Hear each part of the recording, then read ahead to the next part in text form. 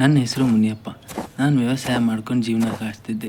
ಒಂದು ಸತಿ ಏನಾಯಿತು ಅಂದರೆ, ನನ್ನ ಕಾಲಿಗೆ ಏನೋ ಎಡುತ್ತು. ನಾನು ದಡ್ಡನಂಗೆ ಹಿಂದೆ ತಿರುಗಿ ನೋಡಿದರೆ ಚಿನ್ನದ ಮಡಿಕೆ ಸಿಕ್ತು. ಆ ಮಡಿಕೆ ಎತ್ಕೊಂಡು ಹೋಗ್ಬೇಕಾದ್ರೆ ನನ್ನ ಜೋಬಿಂದ ಟಳ್ಳಣ್ಣಂಗೆ ಅದ್ರೊಳಗಡೆ ಕಾಯಿನ್ ಬಿದ್ದಿದ್ದ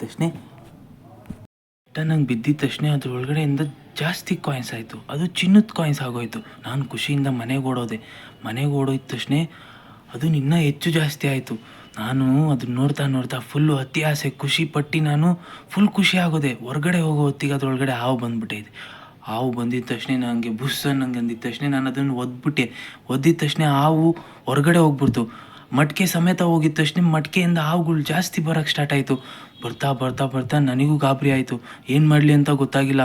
ಊರವರೆಲ್ಲ ಹೊರಗಡೆ ಬಂದಿದ್ದ ತಕ್ಷಣ ಅವರು ಗಾಬರಿ ಬಿದ್ದು ಎಲ್ಲರೂ ದಡ ಬಡ್ಡ ಅಂತ ಓಡ್ತಾ ಇದ್ರು. ನಾನು ಏನು ಮಾಡಲಿ ಅಂತ ಗೊತ್ತಾಗ್ದಲೇ ಮಡಿಕೆನ ಎತ್ಕೊಂಡು ಎಲ್ಲಿತ್ತೋ ಅಲ್ಲಿಗೆ ವಾಪಸ್ ಹೋಗ್ಬಿಟ್ಟು ಉಣೋಣ ಅಂತ ಪ್ಲ್ಯಾನ್ ಮಾಡಿದೆ. ಆ ಉಣ್ಬಿಟ್ಟು ಬಂದು ನಾನು ಯೋಚನೆ ಮಾಡಿದೆ, ಯಾಕಪ್ಪ ಈ ಥರ ಮಾಡಿದೆ. ನನ್ನ ಹತ್ರ ಹೆಂಗೋ ವ್ಯವಸಾಯ ಮಾಡ್ಕೊಂಡು ನೆಮ್ಮದಿಯಾಗಿದ್ದೆ. ಅದಕ್ಕೆ ಫ್ರೆಂಡ್ಸ್, ಯಾವತ್ತೂ ಆಸೆ ಪಡಬೇಕು. ಅತಿ ಆಸೆ ಯಾವತ್ತೂ ಜೀವನದಲ್ಲಿ ಇರಬಾರ್ದು.